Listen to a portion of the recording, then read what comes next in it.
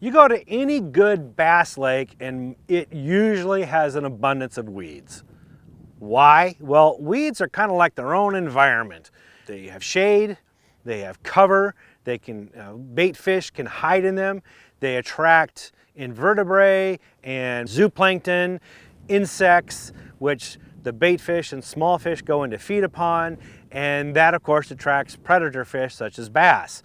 So it's got this whole thing going on. It makes any bass lake really productive because it harbors all of that activity in it.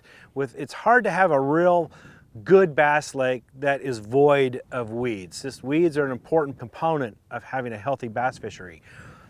So how do you fish them?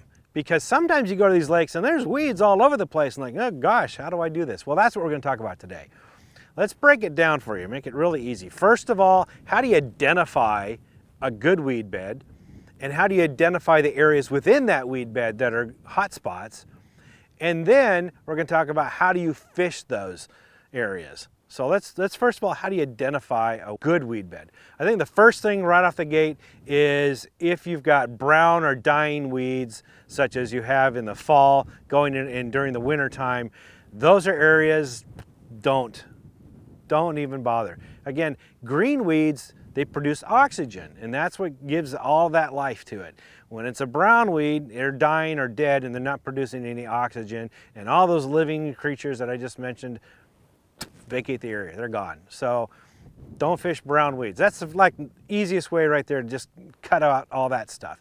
Now, when you're looking at a bunch of weeds, another area that I tend to avoid is when it's a real vast, big area of one kind of weed, like a giant lily pad field. And it's huge. It's like a couple of football lengths, wide and deep, like giant. I tend to avoid that because it means that the bottom contour is all one contour. It's pretty much all the same depth, pretty much the all same bottom composition, and it's only one kind of weed without any variance at all. That doesn't really attract bass. Bass like variety. And so one of the things to look for, there's three main things to look for to make a good weed patch. Besides being a smaller weed patch, smaller meaning 50 yards or 100 yards at most, but it's change of depth, right? It's structure. Structure is the contours of the bottom of the lake or river that you're fishing. Weeds on changing structure is going to attract bass. So weeds sitting on a point, for example, that taper off into deep water. Weeds that are near the edge of a drop-off or on a drop-off or on a steeper drop terrain or on the top of a hump or a ridge or a ledge. These type of things where the depth of the lake changes somewhat rapidly, that's going to set up weed edges and pockets in the weeds. Those weed edges is what you want to fish. And most especially it's irregularities, not just a straight line, but irregular changes in that weed edge. So you have points and pockets and coves and cuts in the weeds. Those are the things that are going to attract bass. So weeds on structure, that's important. Another component is cover with weeds. Now weeds is a type of cover, but now I'm talking about other types of cover such as boulders, stumps, laydowns, things like that, which will break up the weeds. Sometimes you'll see a patch of weeds and there'll be a hole in the middle of it. That's because there's a stump there, or maybe a rock that's kind of breaking that up. And bass, they like to sit on these edges and ambush bait fish as they come by. They use that as ambush points. That's why these irregularities are so good, because that's an area where a bass is going to set up and wait for a bait fish to come by and dart out and get them. So things that are inside the weed patch that break it up and cause these little irregular edges, that's also going to be a hot spot. So you look for those things. Even man-made structures like docks or wing dams, things like that, that can break up the weeds, those can be hot spots. Like you got lily pads and you got a dock, well, there aren't any weeds underneath the dock because the sun can't penetrate. Well, that's going to form an edge, plus a canopy with a dock. That could be a good hot spot. So I like to fish docks that've got weeds on each side of them, for example. And then the third element is a combination of different kinds of weeds. So lily pads, maybe with some milfoil in it, maybe some cattail, elota, maybe some hydrilla, just a mix of weeds. 2 or more mixtures of weeds, the better. Now, why is that? Well, learn your weeds. It would be very helpful if you study the weeds, because you'll find that different weeds grow in different depths. Some of them grow taller than others, and they also prefer different bottom types. Some want a more firmer bottom, others want a soft, mucky bottom. For example, lily pads grow in soft, mucky bottoms, whereas reeds and pencil grass and pencil reeds, things like that, grow in firmer bottoms. Now, this can be very important, for example, during the spawn. When the fish are up looking to make beds during the pre-spawn and the spawn, they're going to look for firmer bottoms. And if you know what kind of weeds grow in firmer bottoms, it's really easy to find those areas where the fish are congregated. I've gone on lakes brand new to me, never been on before. During the pre-spawn and the spawn, I just scan the shoreline and I see here's the reeds and the cattails, and I go straight to them and boom, fish, boom, I'm on them. And I've had people like, how did you do that? You've never been to this lake. Well, that's it. I'm telling you, right straight up. That's the secret. It's just knowing your weeds. Same thing with the different types of weeds when they're growing together. That may tell you a mix of the bottom composition, and those transitions and changes, and it might even be a change in depth. Those things, those irregularities, is what's going to concentrate the fish and attract them. So that's what makes a good weed bed, looking for those things, those changes in contours, those changes in types of weeds and other type of cover associated with them. That's what you want to concentrate on when you're fishing weeds. So how do you fish weeds and grass? Well, there's a variety of ways to do it. The first one is kind of alluded to, but the fish like to sit on the edges. The bass will sit on those edges and dart out and hit prey. So the first thing I do is fish those outer edges with faster moving horizontal presentations.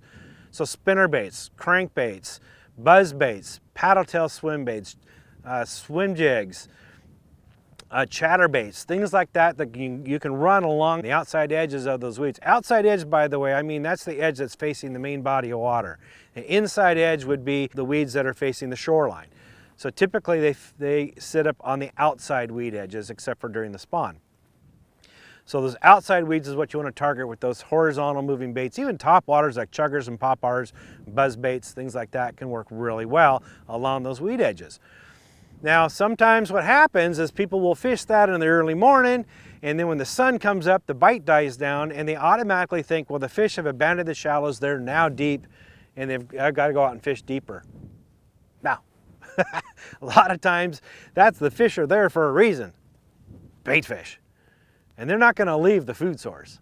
So what do? They bury up and get in deeper into the weeds and chase them around in there, because the bait fish aren't going to come out in broad sunlight because they can be seen easier. So they hide deeper in these weeds, so the bass are going to go in after them. So you too need to go in after them. So the best way to do it, there's 2 ways to do it. You can do it on top. So if the weeds, for example, they grow up and they stop growing about a few feet underneath the surface of the water, those are called submergent weeds. You can go over the top of those with shallow crankbaits, such as a lipless crankbait, like a rattle trap, or you can go with a buzz bait, spinner bait, paddle tail swim baits, swim jigs, things like that over the top of them, and entice the bass to come up out of the cover, out of the weeds and out of the grass and smash them, which is a fun way of fishing. Sometimes that can be some of the most productive. Again, you want to look at those irregularities inside the weed patches. So places where a rock and boulders may be, or a stump, something that breaks it up, those openings in the weeds, you want to make sure you bring your bait across that and over the edges of them, because that's a lot of times where the bass are set up. Now, if the weeds have grown up over the top and they've formed a canopy over the top, say for example, lily pads, or maybe during the late summer you get this mats of vegetation, which will happen with hydrilla will do that, milfoil will do that. You can fish over the top again. This time I would do things like a frog or a toad over the top, or a spoon like a Johnson silver minnow. You can bring that over the top of the weeds, and just a constant speed. You don't want to stop and go in this instance, because the bass need to be able to track it. They don't see it, they feel it, and they can hear it. So you need a constant motion for them to be able to hone in on it and nail it. Again, bring it to those open pockets. bring it across those open pockets, you know, cast past it and bring it over to those open pockets. And a lot of times, as soon as it breaks in that open water, pow, they nail it. So be ready for that. Don't be startled by it. It can happen, and it's exciting, a fun way to fish. The other way to go after the fish in these situations, if you can't get the lure over the top or you're not getting bites by bringing it over the top, whether they're emergent or submergent weeds, is to go in after them with jigs and with Texas rig plastics, or like a Texas rig tube bait, something like that. Again, you're throwing and flipping and pitching into those pockets, those little open areas. That's the areas you really want to focus on. And hold on tight, because a lot of times the bait doesn't even hit the bottom. It gets nailed right away. Senkos can do that. I like throwing Senkos out in lily pads. Just bring the Senko across the top of the lily pads to an opening, let it drop into the opening, let it just flutter down, do its thing.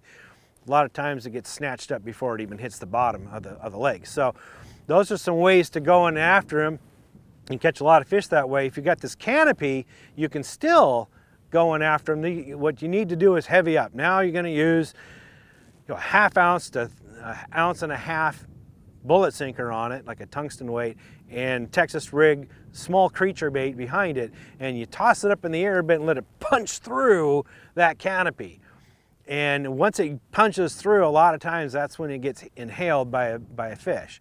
So you need stout equipment when you're going into the weeds. Any of these techniques I just mentioned, when you're going into the weeds to get the fish, this is where you need like a heavy power fast action or a heavy power extra fast action rod, you know, a 7.4 to 7.8 rod with a lot of leverage to be able to get that fish out. You're using braided line, 50-pound, 65-pound braid, 4/0, 5/0 flipping hook. Those are the type of things we're talking about. It's just a hand-to-hand combat fishing, but it can be a lot of fun. The idea here is once you set the hook, you want to get the fish turned to you and reel them in as fast as you can. Keep that rod tip high. This is one of the reasons why you want a longer rod. Keep them up and get that fish pointed at you as you reel, so he doesn't have a chance to wrap up around all those weeds and grass and then use that as leverage to rip free. So you need that stout equipment to do that. This is not a game for light spinning rods and 10-pound lines. So that's kind of how you go after the grass. Oh, let me get one more thing. In the wintertime, a lot of those weeds have died off, but you can still find green weeds, and this is what it's all about. Going back to the very beginning of this video, green weeds is what you want. In the wintertime, the remaining green weeds that are there are going to concentrate the fish. You just got to look for it in deeper water, and deeper is all relative in the lake, but when it comes to weeds, it's how deep can the sunlight penetrate. Typically that's 20 to 25 feet deep. Sometimes it'd be a bit deeper, sometimes shallower, but if you can, again, look at it with different structure. Weeds on the top of a hump in 20 feet of water or on a point during the wintertime can be hot spots, and you can catch a lot of fish that way. You just got to get a lure down to them. Deep diving crankbaits can do it. Jigs, paddle tail swim baits, slow rolling spinner baits, you're getting the idea here. Texas rig, plastics, things you can get down to that depth and down towards those weeds, in and around those weeds. Definitely fish those during the colder months and you can have yourself a really good day. So I hope that helps. A lot of ways to hit a weed and catch a lot of fish out of weeds. I got other videos that go into much deeper detail into different types of techniques of way of fishing weeds. Be sure to take a look at them, and I hope you catch a lot of fish that way.